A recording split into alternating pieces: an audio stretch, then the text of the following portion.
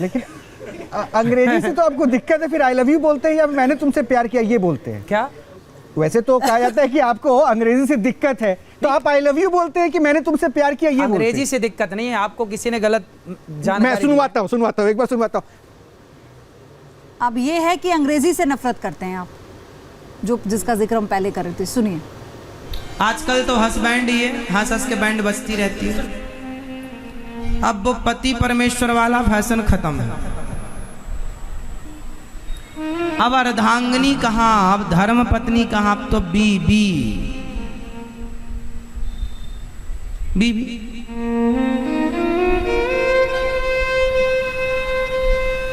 Wife, जो wiper से ही मारती रहे, उठा उठा के वाइफर दे, है ना मेरी माँ। तो महाराज जी अब मुझे बताइए, तो आप जो आपने कहा कि मैं घर में आई लव यू बोलता, तो वो इंग्लिश में बोलते हैं या हिंदी में? ऐसा है, इसमें ये थोड़ी मैंने कहा कि इंग्लिश भाषा बुरी है। मेरे चाणक्य नीति में चाणक्य ने एक बात लिखी है। देखिए मैं पढ़ता हूँ और जो पढ़ता हूँ वो परफेक्ट पढ़ता हूँ। कई बार समझाने समझने में बात भले गलत हो जाए, वो अलग विषय है कि बात कुछ और निकल जाए। चाणक्य कहते हैं, आप सबके लिए बात है, आपके लिए भी, चाणक्य कहते हैं कि जब भी आपको टाइम मिले तो आपको अन्य भाषाएं ज़रूर सीखनी चाहिए। जितनी अधिक भाषाएं आप सीखेंगे उतने अच्छे आप होंगे। तो चाणक्य कहते हैं, तो मैं कभी इसका खंडन नहीं कर सकता। मैं खुद इंग्लिश सीखता हूँ, मैं खुद संस्कृत सीखता हूँ, मैं खुद हिंदी, मैं तो आपसे बात कर ही रहा हूँ।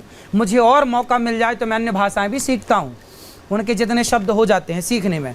तो भाषाएं सभी सीखनी चाहिए, लेकिन कहना ये है आपको सारी भाषाओं का ज्ञान हो, लेकिन जब आप अपने घर में बात करें, अपने दोस्तों से बात करें, तो अपनी मातृभाषा में बात करनी चाहिए। अपनी मातृभाषा को नहीं भुलाना। आज भारत के लोगों को हिंदी नहीं आती। अब यहाँ युवा पीढ़ी बैठी है, मैं पूछ लूँ कि बेटा बताओ 77, 78, 69 में बड़ी संख्या कौन सी है? हैं? बहुत सारे बच्चों को आता है, पर बहुत सारे बच्चों को ये नहीं आता। ये बहुत सारे बच्चों को नहीं आता। क्यों? क्योंकि वो हिंदी जानते नहीं। वो जानते नहीं 77 क्या होता है, वो जानते नहीं कि 79 क्या होता है। तो ये सब हमारी भाषाएं बचे। हम इंग्लिश तो जाने, लेकिन इंग्लिश के चक्कर में कहीं अपनी भाषा, मैं कहता हूं आप गुजरात के हो ना तो आपको गुजराती में बात करनी चाहिए, आप पंजाबी हो तो आपको पंजाबी में बात करनी चाहिए, आप महाराष्ट्रियन हो महाराष्ट्र में बात करो वहाँ की भाषा में, और आप जहाँ के हो, राजस्थान के हो, कुल मिलाकर आप अपने दोस्तों से मिलो, अपने परिवार से मिलो, तो अपनी मातृभाषा मिलोगे ना, उस भाषा का जो मजा है ना वो अन्य भाषा का नहीं। लेकिन आपने कहा ना कि वाइफ वो होती है जो वाइपर से मारती तो वाइफ क्यों बोलना? भारत में धर्मपत्नी बोलो ना। नहीं तो वो तो भाषा का, वो तो अनुवाद हुआ। नहीं, ये तो अनुवाद है ना, ये तो पत्नी का अंग्रेजी जो भाषा है उसका अनुवाद है। और इसको आप उसमें ब्रज की भाषा में क्या कहते हैं? माँ को क्या कहते हैं? मैया। मैया। और क्या कहते हैं? बाबा। पिताजी को बाबा। मैया को और भी कुछ कहते हैं शायद। किसको? मैया की भी कई माता नाम है, मैया है, आई है। आई है। आई महाराष्ट्र में बोलते आई बाबा। तो मैंने, अच्छा आप मुझे ये बताइए, जब घर में झगड़ा होता है आपका आपकी धर्म पत्नी से, नहीं होता, तो काहे लड़ा रहे हो? फिर कैसे? तो ऐसा कभी हुआ है कि आपने वादा किया हो कि आज का खाना हम बनाएंगे, लेकिन बना नहीं पाए? नहीं, मैं तो बनाता हूँ और वो भी बनाती है, वो मेरे लिए बनाती है, मैं उनके लिए बनाता हूँ। ठीक है। तो जब आप घर से निकले थे, आज जब घर से निकले थे तो कहा था कि देर हो जाएगी, देरी से आऊँ तो दरवाजा खोल देना।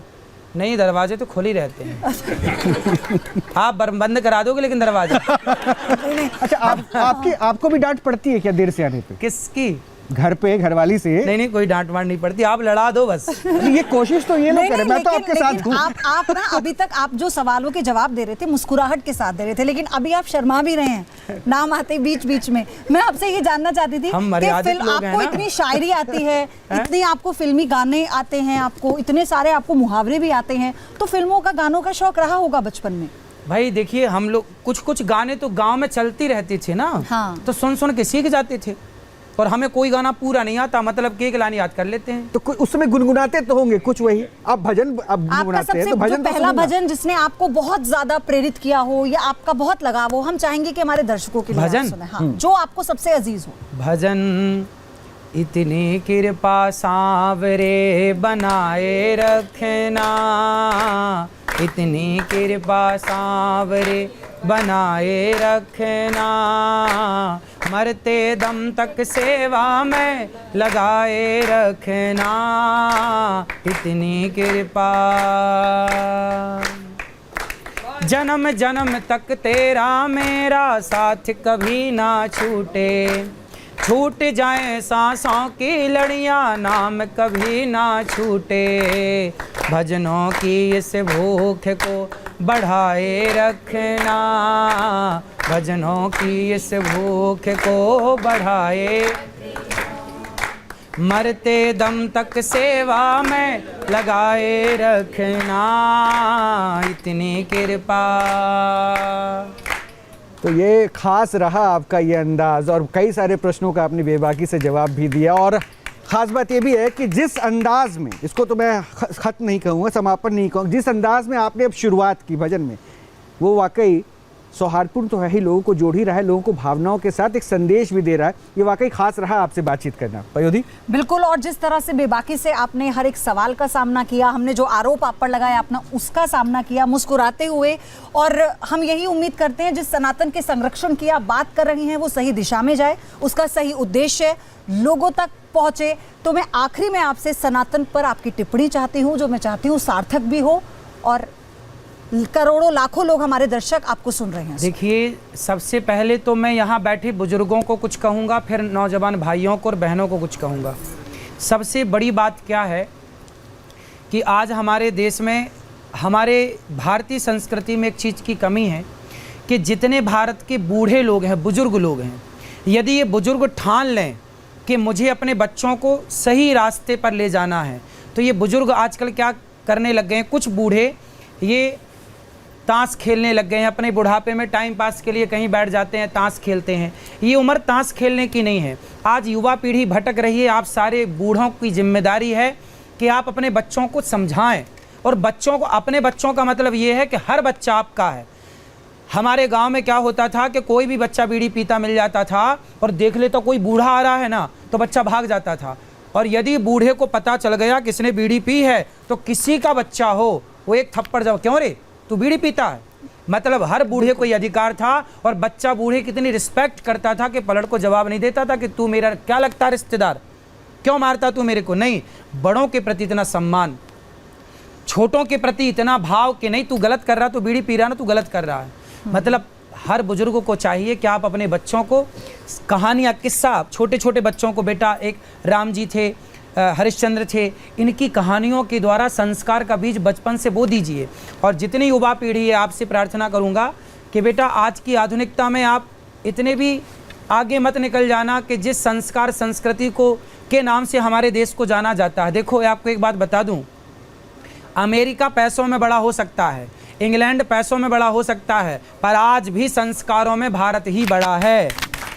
एक आखिर इसलिए मेरी युवा पीढ़ी से प्रार्थना है कि आप आज अच्छे डॉक्टर बनिए, अच्छे एडवोकेट बनिए, अच्छे जज बनिए, अच्छे पद पर जाइए, लेकिन अपने भारतीय संस्कारों को भूलिए मत, अपनी ईमानदारी पर चलिएगा, अपने सत्य की राह को मत छोड़िएगा। और आप लोग ये लिविन के चक्कर में ना पड़िएगा, ये सबसे बड़ी हानि है। जो व्यक्ति चरित्र से गिर गया ना, वो समाज का उत्थान नहीं कर सकता। राम और रावण में यही अंतर है कि रावण चरित्र से गिर गया, रावण के पास धन तो था पर धर्म नहीं था, इसलिए रावण के पुतले जलते हैं। और राम के पास धन नहीं था जंगल में, पर धर्म था भरा सोना खचाखच लंक की दीवार में, एक रत्ती नहीं मिला रावण को मरती बार में, जाने ना देना धर्म, करना लोभ मत धन धाम का, और धर्म ही जाता रहा तो धन रहा किस काम का। आपके पास धन है, आपके पास धर्म है तो धन बहुत आएगा, और धर्म ही नहीं है तो धन का करोगे क्या। एक छोटा सा आखिरी, इसलिए आप बताओ किसे बड़ा मानते हो, धन को कि धर्म को।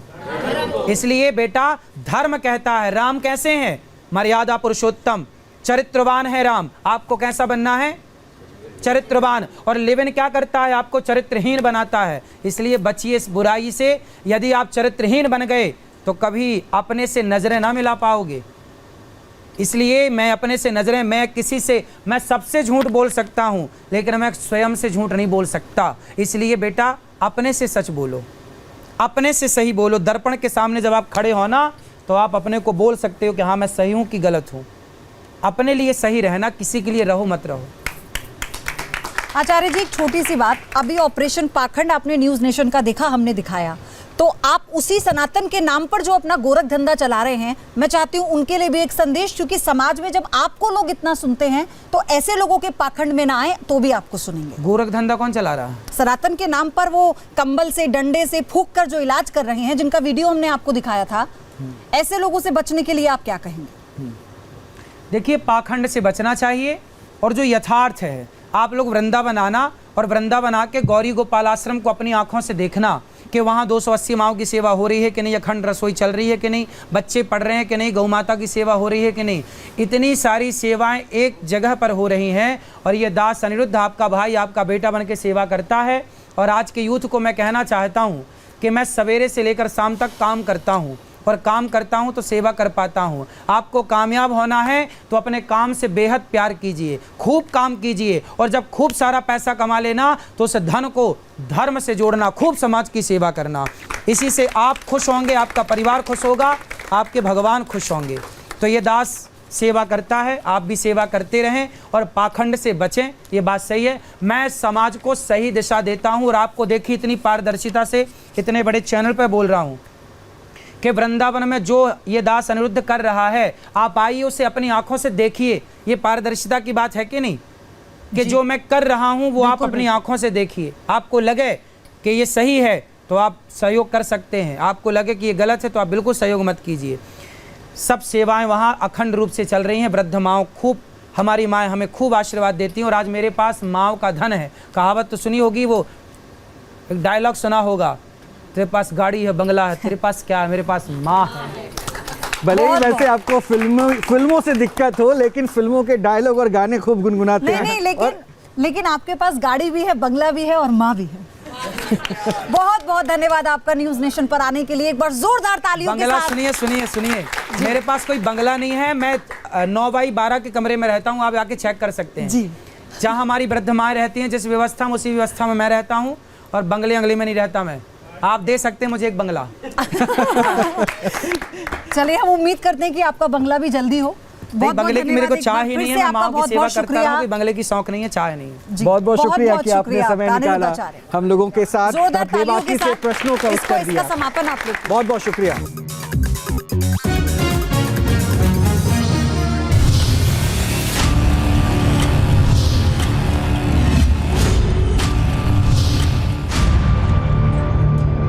न्यूज नेशन अब व्हाट्सएप पर खबरों के ताजा अपडेट के लिए न्यूज नेशन के इस QR कोड को स्कैन करें।